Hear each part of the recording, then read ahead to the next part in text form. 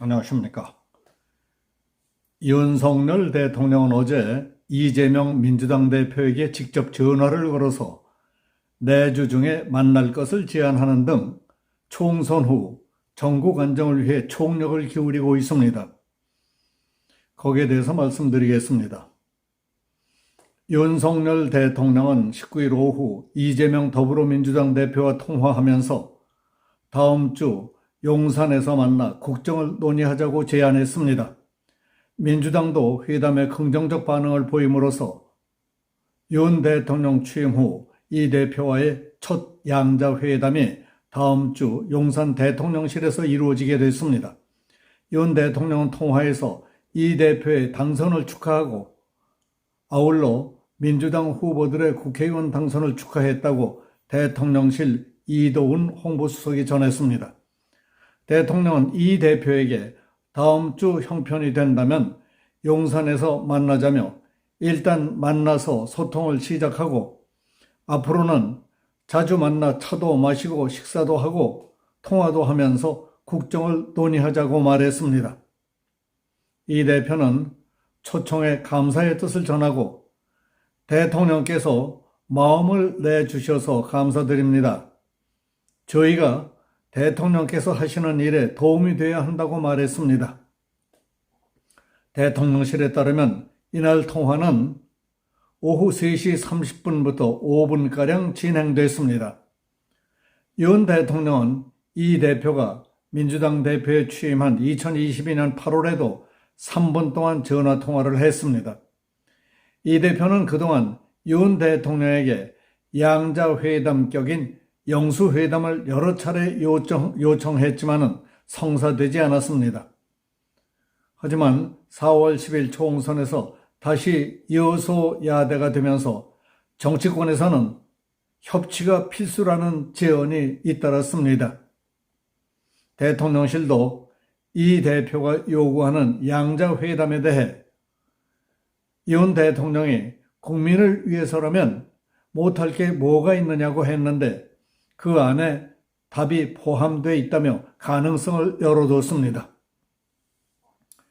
이와는 별도로 윤석열 대통령은 지난 16일 당 대표를 지내고 대선 후보 경선에 나섰던 홍준표 대구시장과 만찬회동을 가졌던 사실이 뒤늦게 알려졌습니다. 윤 대통령과 홍 시장은 4시간 동안 이어진 만찬에서 총선 패배 이후의 전국 상황과 앞으로의 해법 등에 대해 다양한 얘기를 나누었다고 전해졌습니다. 홍 시장은 어려운 시기이니 힘을 합해 잘 해나가야 한다며 대통령 비서실장은 정무 감각이 있고 충직한 인물, 총리는 야욕이 없고 야당과 소통이 되는 인물이어야 한다고 조언했다고 말했습니다. 그러면서 총리에는 김한길 국민통합위원장, 대통령 비서실장에는 이번 총선에서 중진으로서 용퇴했던 장제원 의원을 추천한 것으로 알려졌습니다. 총선을 위해 최선을 다했지만 이후에 어떻든 더불어민주당과 범야권은 192석을 확보한 반면 여당인 국민의힘은 108석에 불과해 여소야대 정국을 면할 수 없게 됐습니다. 총선 참패로 한덕수 국무총리가 사의를 표명했고 대통령실 이관섭 비서실장, 성태훈 정책실장과 수석비서관급 이상 참모들이 총선 결과에 책임을 지겠다며 줄줄이 물러났습니다. 과반 이상 의석을 확보한 민주당은 단독으로도 인사동의안 처리가 가능합니다. 누구든 인사청문회 과정을 거치게 될 사람은 매우 까다롭게 시달리거나 청문회 통과가 쉽지 않을 겁니다. 더구나 재선에 성공한 더불어민주당 이재명 대표는 당 리더십을 더 공고히 하고 자신의 사법 리스크 방탄과 국정을 회방 놓는 데 열을 올릴 기세입니다.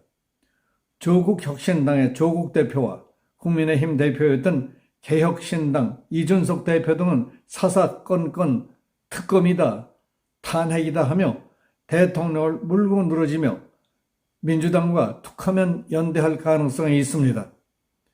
윤 대통령은 총선을 통해 나타난 국민의 뜻을 겸허히 받아들여 국정을 쇄신하고 경제와 민생 안정을 위해 최선을 다하겠다며 국정 기조를 변경시키겠다는 뜻을 밝힌 바 있습니다.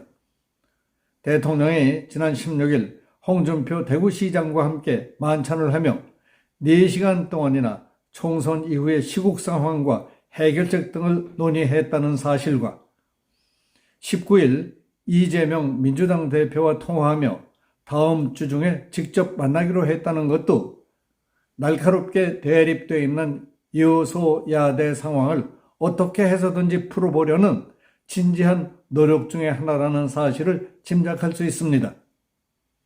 그러나 더불어민주당 이재명, 조국혁신당 조국, 개혁신당 이준석, 그리고 대구시장 홍준표 등 면면을 보면 모두 간단치 않고 내면이 복잡하고 골치 아픈 인물들입니다.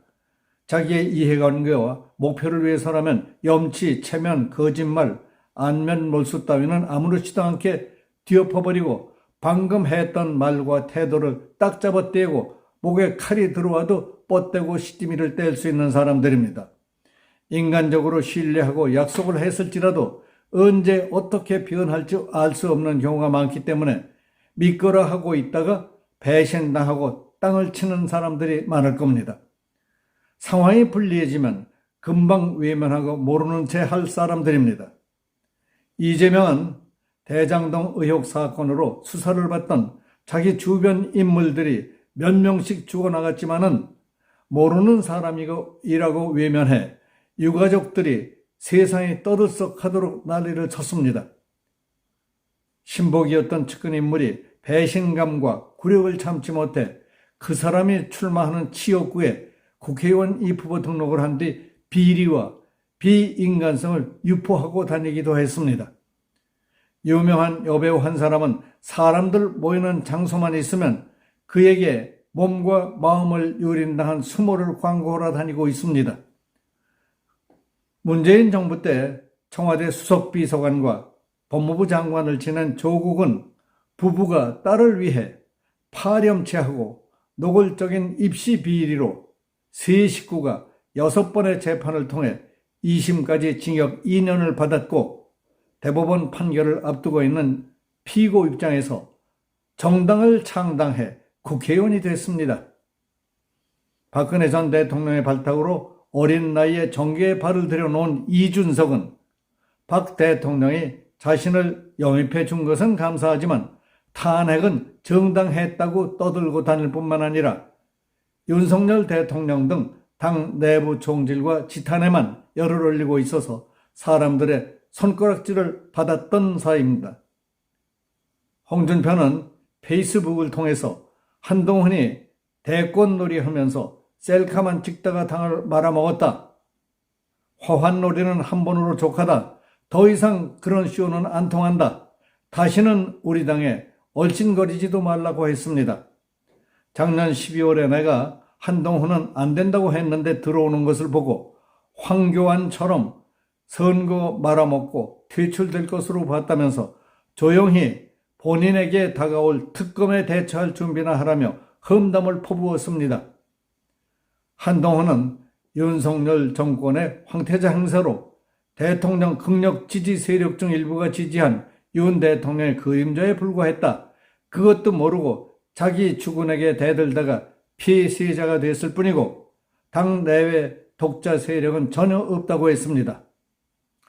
나이 70이 넘은 어르신이 앞날이 창창한 젊은이에게 구사하는 말솜씨가 지나치게 예리하고 쓰라리지 않습니까?